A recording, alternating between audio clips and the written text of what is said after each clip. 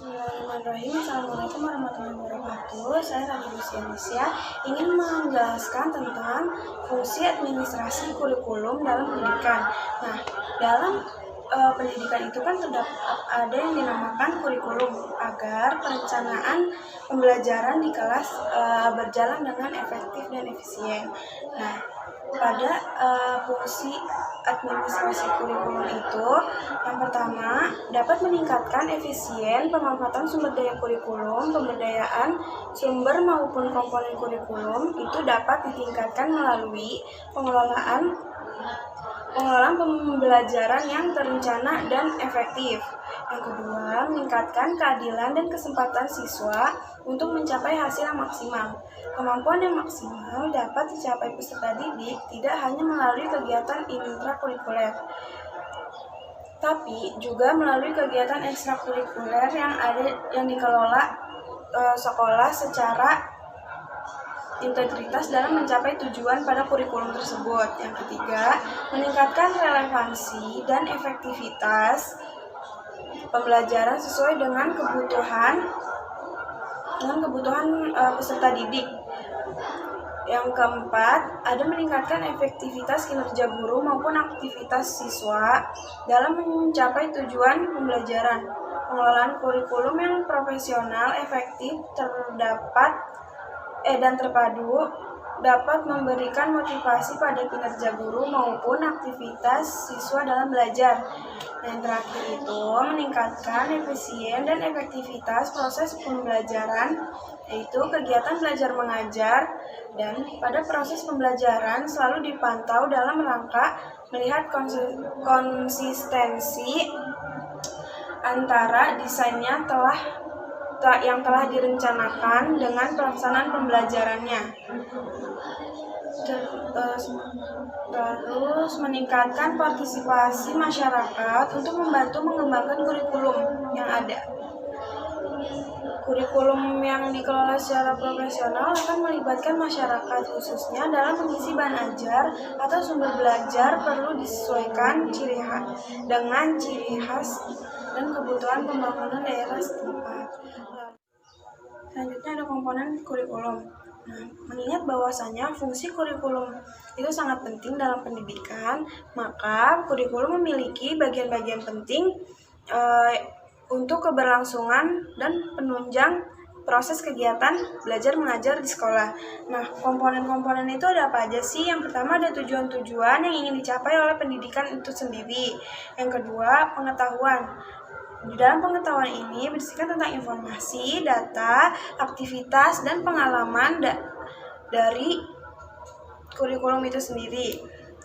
Bagian ini yang akan disebut sebagai mata pelajaran. Yang ketiga, ada metode dan cara-cara mengajar yang akan dipakai guru-guru untuk mengajar dan memotivasi murid untuk menambah wawasan peserta didik.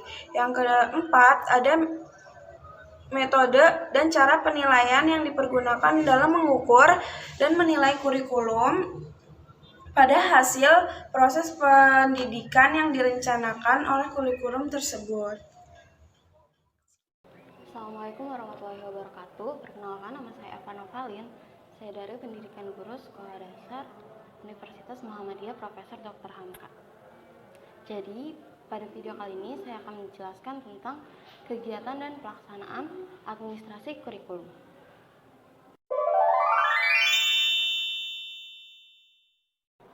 Kegiatan administrasi kurikulum adalah usaha-usaha yaitu pembinaan situasi belajar mengajar agar terjamin kelancaran kegiatannya. Kegiatan administrasi kurikulum dibagi menjadi 3, yaitu yang pertama tugas guru, dan yang kedua proses belajar mengajar, dan yang ketiga adalah pengembangan siswa. Tugas guru dibagi menjadi 6, dan yang pertama yaitu tugas sebagai guru yang mengajar dan guru piket. Guru yang mengajar tentunya untuk mengajar siswa yang ada di kelas, dan guru piket yaitu untuk mengkoordinasi situasi sekolah tersebut. Misalnya ketika ada anak yang terlambat, atau ada anak yang akan izin, atau ada orang tua murid yang akan datang ke sekolah, maka dapat menemui guru piket tersebut. Lalu yang kedua yaitu pengaturan bimbingan guru terhadap siswa. Pengaturan bimbingan ini memang dilakukan saat kegiatan di dalam kelas berlangsung, tetapi perlu adanya pengaturan agar sistematika tersebut dapat berjalan. Dan yang ketiga adalah penyusunan satuan pelajaran. Penyusunan ini termasuk ke dalam rencana pembelajaran yaitu RPP. Dan yang keempat adalah penyusunan program kegiatan MGBS, yaitu Majelis Guru Bidang Studi, dan pelaksanaannya. Guru bidang studi itu contohnya yang tidak termasuk guru kelas adalah guru agama, guru penjaskes, lalu yang kelima yaitu pembagian tugas atau tanggung jawab dalam membina ekstrakurikuler. Biasanya guru tersebut dipilih dengan melihat keterampilannya seperti pramuka, dan yang terakhir yaitu penyusunan persiapan pengajaran mengajar. Contohnya dari silabus, kurikulum, lalu media pembelajarannya. Hal itu semua harus disiapkan terlebih dahulu oleh guru tersebut. Selanjutnya proses belajar mengajar, yaitu terdapat 6 poin. Poin yang pertama yaitu penyusunan jadwal pelajaran. Penyusunan jadwal pelajaran ini dihubungkan dengan muatannya seperti halnya matematika, bahasa Inggris, dan PLBJ. Jika dalam seminggu PLBJ akan muncul berapa kali, lalu matematika akan muncul berapa kali, dan hari apa yang tepat untuk guru tersebut mengajar. Dan yang kedua adalah penyusunan program atau rencana berdasarkan satuan waktu tertentu, yaitu catur bulan, semester, dan tahunan. Hal ini membagi rentang waktu yang akan dilakukan guru tersebut dalam satu semester tersebut. Lalu yang ketiga adalah pengisian daftar kemajuan murid. Jadi setiap murid akan dilihat hasil proses belajarnya. Dari sana guru dapat melihat apakah siswa tersebut dalam mata pelajaran tertentu ia mendapatkan kemajuan atau kemunduran, dan nilainya akan naik atau malah turun. Dan yang keempat adalah penyelenggaraan evaluasi hasil belajar. Tentu saja saat kita belajar mengajar akan adanya evaluasi, yaitu pengoreksian kesalahan-kesalahan siswa agar siswa tersebut dapat memperbaiki dan memiliki pengetahuan yang benar tentang materi tersebut. Yang kelima adalah laporan hasil evaluasi. Laporan ini akan terbentuk dalam rapot. Dan yang terakhir adalah kegiatan pembimbingan penyuluhan. Kegiatan ini diperuntukkan untuk siswa dan juga orang tua murid, dan biasanya dilakukan setelah akhir semester untuk melihat progres ataupun hasil yang didapatkan oleh siswa tersebut. Lalu yang ketiga, siswa. Yang pertama, menentukan jumlah dan syarat siswa yang akan diterima. Yang kedua, perencanaan untuk pengarahan dan pelayanan siswa dalam menyelesaikan suatu program. Hal ini sangat terlihat pada saat penerimaan murid baru di awal semester, yaitu pada kelas 1 SD, 1 SMP, dan 1 SMA.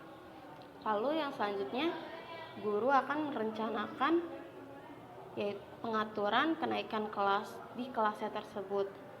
Lalu menentukan kelas bagi siswa yang menerima naik kelas atau yang tinggal kelas. Dan yang terakhir, pencatatan segala sesuatu mengenai kegiatan dan hasil siswa tersebut di sekolah.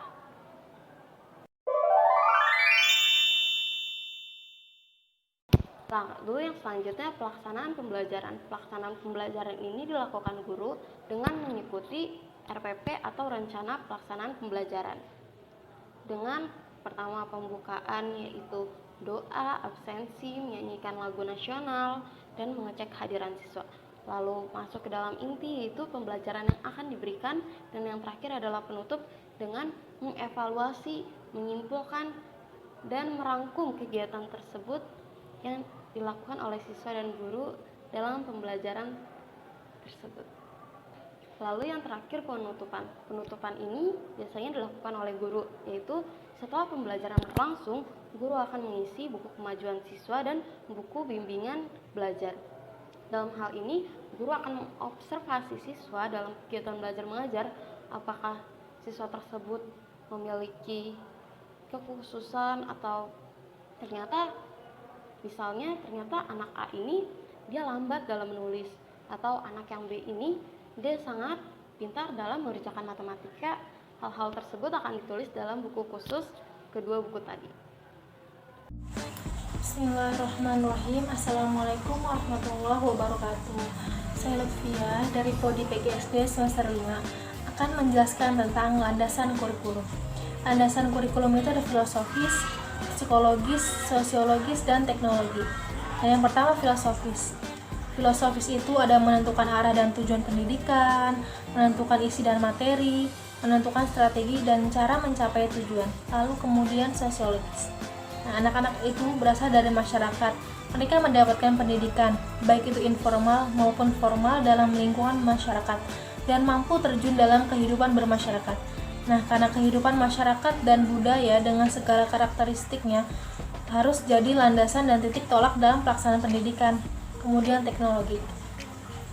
Teknologi ini amat sangat penting dalam pengembangan kurikulum, terlebih lagi di saat abad 21, di mana interaksi para guru dan murid itu tidak hanya dilakukan dengan tatap muka, tapi juga dengan media. Lalu kemudian psikologis. Pengembangan kurikulum harus dilandasi oleh asumsi yang berasal dari psikologis yang meliputi tentang apa dan bagaimana peserta didik itu serta bagaimana peserta didik belajar. Atas dasar ini, psikologis ini sangat penting diperhatikan dalam pengembangan kurikulum. Nah, kemudian psikologis ini ada dua, psikologis perkembangan dan psikologis belajar. Yang pertama, psikologis perkembangan. Di dalam psikologis perkembangan, ada banyak pendapat tentang para ahli yang mengenai perkembangan individu pada setiap fase-fase perkembangan. Nah, kenapa sih psikologis perkembangan ini harus ada pada setiap pengembangan kurikulum? Salah satunya itu ialah setiap anak ini mesti diberi kesempatan yang dimana ini bertujuan untuk mengembangkan anak sesuai bakat, minat, serta kebutuhannya.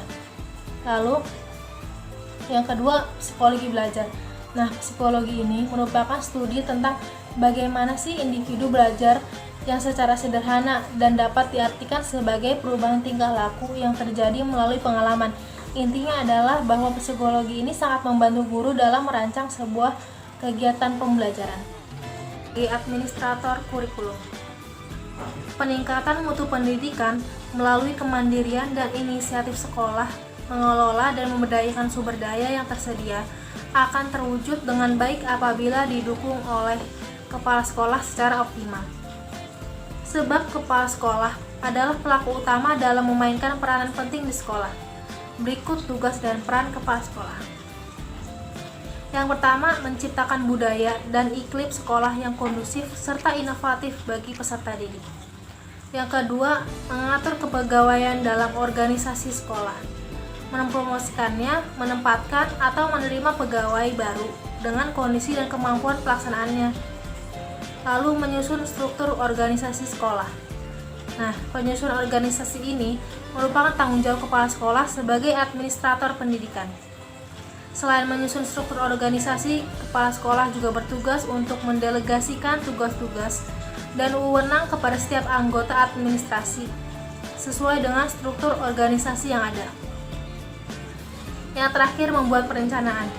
Perencanaan yang perlu dilakukan oleh kepala sekolah diantaranya adalah menyusun program tahunan sekolah yang dimana mencakup program pengajaran kepegawaian, keuangan, dan penyediaan fasilitas-fasilitas yang diperlukan.